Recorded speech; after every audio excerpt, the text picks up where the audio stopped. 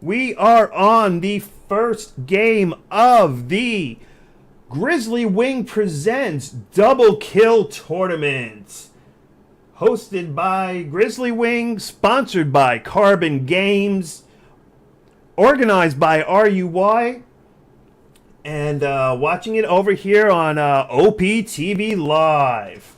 We've got a first game, a 2v2. It is Extremofil. He is go ahead and he is in that new Shark Angel, which looks absolutely fantastic. His teammate Chanel is in the Medic Osprey.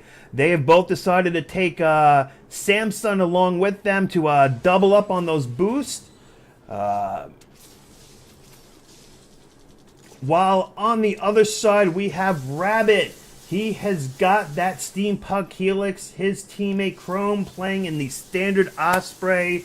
Both going ahead. They're getting set up. As we can see, both these guys, it looks like that they're going to be going actually for that top outpost.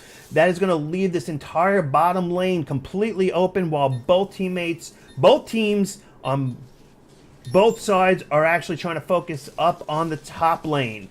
By doing that, that could be actually could be beneficial to whoever actually gains that mid-top, but could be very, very detrimental to those who don't if they don't try to push on that bottom lane at the same time. Extremofil using that extra damage power of that Angel Sniper, doing a lot of damage over on that mid outpost, neutralizing out the units. Meanwhile, at the same time, Rabbit and Chrome, they've got their own tanks over here, and it is exactly what we were expecting to see here, folks. We have a full-fledged mid-battle rush for this outpost. They have neutralized those brutes. Orange, the carbon color team, does grab the outpost first, but can they hold it? I'm not so sure about it, folks. They are down to they actually do have all four creeps back in there. They've got their flamers. They actually are starting to look pretty good at holding it. They are taking out a lot. They're combining the power of the flamer, the tanks, and that Angel Sniper ability, and have pretty much completely secured this top outpost. Great position for this carbon color team to be in. Not so great for our blue team here of Rabbit and Chrome. Rabbit taking a look around now, trying to see where he can harass. Finds that moneymaker, but Chanel is there, healing it up, not giving Rabbit the opportunity he needs to try to take out that moneymaker.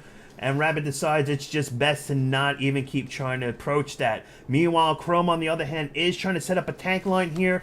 But as we can see, Chanel and Extremofil using an artillery line along with tanks, making it hard for the blue color team to actually approach in on this power station. Keep in mind that it is a power station, so it's giving them a much higher unit capacity. So as time goes on, if blue cannot do something, that carbon color team is going to have a massive unit lead over the blue team, which could just really turn into a disaster. Blue team, though, very smartly, they did bring a jammer with them. It is thrown off that artillery. As you can see, the artillery is landing everywhere, but not as much as hitting in on the main units as it once was, giving blue a potential opportunity to actually gain a foothold back. However, no matter how much jammers or anything that you have, it cannot stop the sniping power of an Angel. And Extremofil is using that sniping ability to the extreme, trying to do what he can to take out all those units.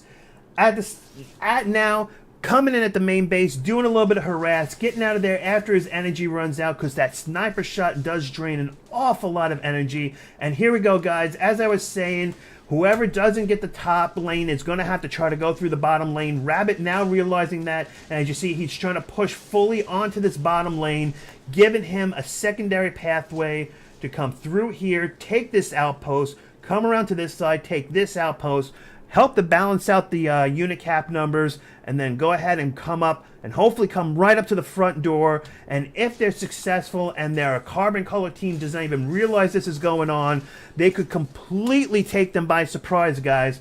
As you see, Carbon has invested every single dime that they have completely into this top outpost.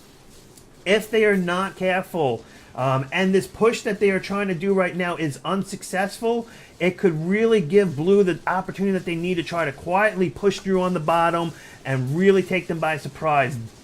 However, Carbon Team is just continuing to drop nonstop. Massive unit count difference. 53 unit count on the Carbon Color team. Only 23 on the Blue Color team. It's just numbers, folks. No matter how much you try, no matter how much you try to micromanage, now that these outposts do have limited resources for healing and repairing your tanks, there's not much of anything else you can do when you're just that farly outnumbered. Chrome HD realizing it. We have a little bit of a base race going on, but unfortunately for the blue team, the Carbon Color units are getting to the base much sooner on here. Rabbit had a tech pod. The tech pod is not going to help him right now. Rabbit trying to do whatever he can to actually block off the push that he has.